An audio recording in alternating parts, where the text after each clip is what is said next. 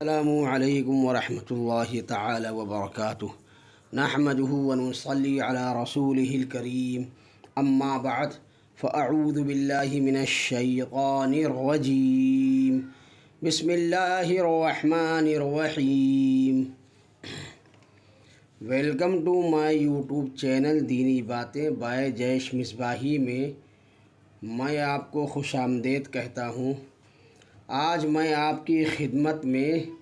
ایک نہایت ہی اہم اور شاندار قرآنی واقعہ لے کر حاضر ہوا ہوں،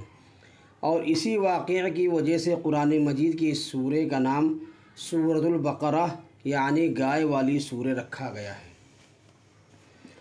آگے کا واقعہ سماعت کرنے سے پہلے میرے چینل دینی باتیں بائے جیش مصباحی کو سبسکرائب کریں، لائک کریں اور شیئر کریں۔ واقعہ اس طرح ہے کہ بنی اسرائیل میں ایک بہت ہی نیک اور صالح بزرگ تھے، اور ان کا ایک ہی بچہ تھا جو نابالغ تھا، اور اس کے پاس فقط ایک گائے کی بچھیا تھی۔ ان بزرگ نے اپنی وفات کے قریب اس بچھیا کو جنگل میں لے جا کر ایک جھاڑی کے پاس یہ کہہ کر چھوڑ دیا کہ یا اللہ، میں اس بچھیا کو اس وقت تک تیری امانت میں دیتا ہوں کہ میرا بچہ بالغ ہو جائے۔ اس کے بعد ان بزرگ کی وفات ہو گئی، اور بچھیا چند دنوں میں بڑی ہو کر درمیانی عمر کی ہو گئی، اور بچہ جوان ہو کر اپنی ماں کا بہت ہی فرما بردار اور انتہائی نیکوکار ہوا۔ اس نے اپنی رات کو 3 حصوں میں تقسیم کر رکھا تھا۔ ایک حصے میں سوتا تھا، اور ایک حصے میں عبادت کرتا تھا، اور ایک حصے میں اپنی ماں کی خدمت کرتا تھا، اور روزانہ صبح کو جنگل سے لکڑیاں کاٹ کر لاتا اور ان کو فروخت کر کے 1/3 رقم صدقہ کر دیتا، اور 1/3 اپنی ذات پر خرچ کرتا، اور 1/3 رقم اپنی والدہ کو دے دیتا۔ ایک دن لڑکی کی ماں نے کہا کہ میرے پیارے بیٹے، تمہارے باپ نے میراث میں ایک بچھیا چھوڑی تھی جس کو انہوں نے فلاں جھاڑی کے پاس جنگل میں خدا کی امانت میں سونپ دیا تھا۔ اب تم اس جھاڑی کے پاس جا کر یوں دعا مانگو کہ اے حضرت ابراہیم اور حضرت اسماعیل اور حضرت اسحاق علیہم السلام کے خدا، تو میرے باپ کی سونپی ہوئی امانت مجھے واپس دے دے۔ اور اس بچھیا کی نشانی یہ ہے کہ وہ پیلے رنگ کی ہے، اور اس کی کھال اس طرح چمک رہی ہوگی کہ گویا سورج کی کرنیں اس میں نکل رہی ہیں۔ یہ سن کر لڑکا جنگل میں اس جھاڑی کے پاس گیا اور دعا مانگی، تو فوراً ہی وہ گائے دوڑتی ہوئی آ کر اس کے پاس کھڑی ہو گئی، اور یہ اس کو پکڑ کر گھر لایا۔ تو اس کی ماں نے کہا کہ بیٹا، تم اس گائے کو لے جا کر بازار میں 3 دینار میں فروخت کر ڈالو، لیکن کسی گراہک کو بغیر میرے مشورے کے مت دینا۔ ان دنوں بازار میں گائے کی قیمت 3 دینار ہی تھی۔ بازار میں ایک گراہک آیا جو در حقیقت فرشتہ تھا۔ اس نے کہا کہ میں گائے کی قیمت 3 دینار سے زیادہ دوں گا، مگر تم ماں سے مشورہ کیے بغیر گائے میرے ہاتھ فروخت کر ڈالو۔ لڑکے نے کہا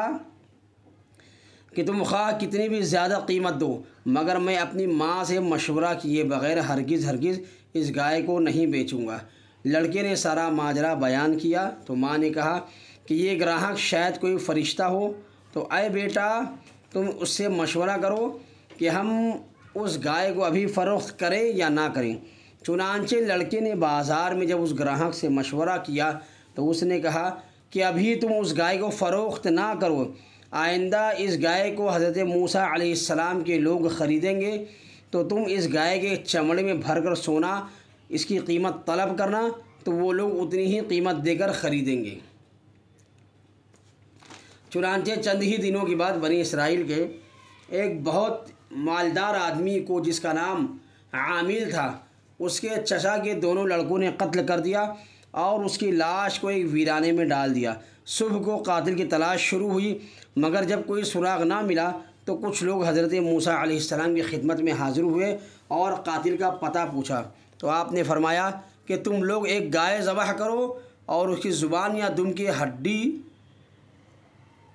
سے لاش کو مارو، تو وہ زندہ ہو کر خود ہی اپنے قاتل کا نام بتا دے گا۔ یہ سن کر بنی اسرائیل نے گائے کے رنگ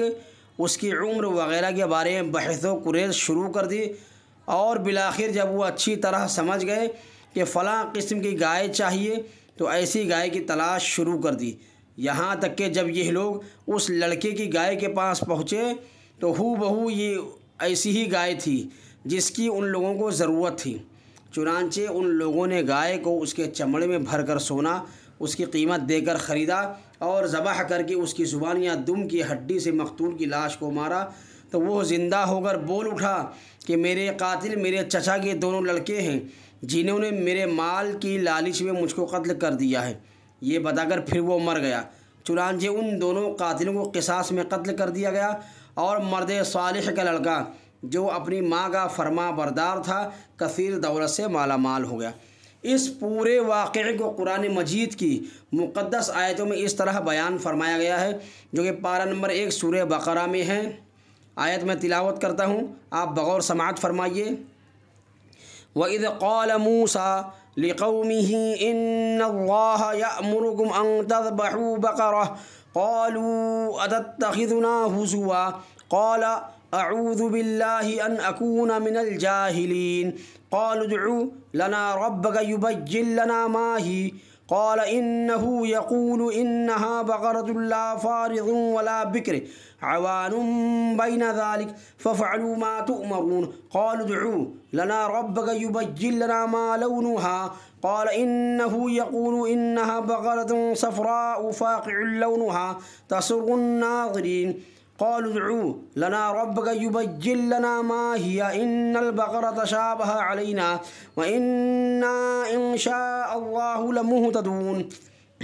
قال إنه يقول إنها بقرة لا ذلول تثير الأرض ولا تسقي الحرث مسلمة لا شية فيها قالوا الآن جئت بالحق فذبحوها وما كادوا يفعلون وإذا قتلتم نفسا فادارأتم فيها والله مخرج ما كنتم تكتمون فقلنا اضربوه ببعضها كذلك يحيي الله الموتى ويريكم آياته لعلكم تعقلون۔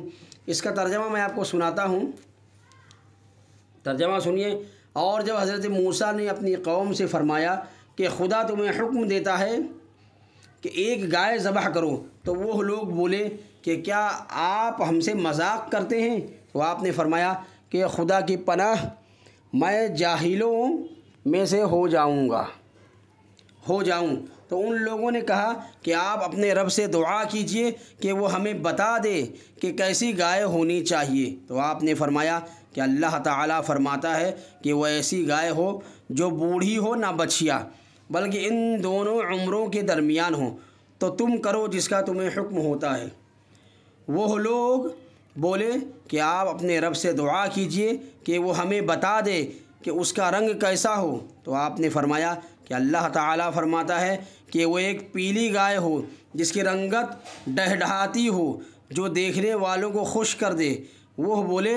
کہ آپ اپنے رب سے دعا کیجئے کہ وہ ہمیں صاف صاف بیان کر دے کہ وہ کیسی گائے ہو، کیونکہ گایوں میں ہم کو شبہ پڑ گیا، اور اللہ چاہے تو ہم راہ پا جائیں گے۔ آپ نے فرمایا کہ وہ ایسی گائے ہو جس سے زمین جوتنے کی خدمت نہ لی جاتی ہو، اور نہ کھیت میں پانی بھرتی ہو، بے عیب ہو، اور اس میں کوئی داغ بھی نہ ہو۔ یہ سن کر وہ لوگ بولے کہ اب آپ ٹھیک ٹھیک بات لائے۔ پھر ان لوگوں نے اس گائے کو ذبح کیا، اور وہ ذبح کرتے معلوم نہ ہوتے تھے۔ اور اے بنی اسرائیل، جب تم لوگوں نے ایک خون کیا اور ایک دوسرے پر اس کی تہمت ڈالنے لگے، اور اللہ کو ظاہر کر دینا تھا جس کو تم چھپاتے تھے، پھر ہم نے ان لوگوں سے فرمایا کہ تم لوگ مقتول کو اس گائے کے ایک ٹکڑے سے مار دو، تو وہ زندہ ہو گیا، اور اللہ اسی طرح مردوں کو زندہ فرمائے گا، اور وہ اپنی نشانیاں تم لوگوں کو دکھاتا ہے تاکہ تم لوگ اس بات کو سمجھ لو۔ السلام علیکم ورحمۃ اللہ تعالی وبرکاتہ۔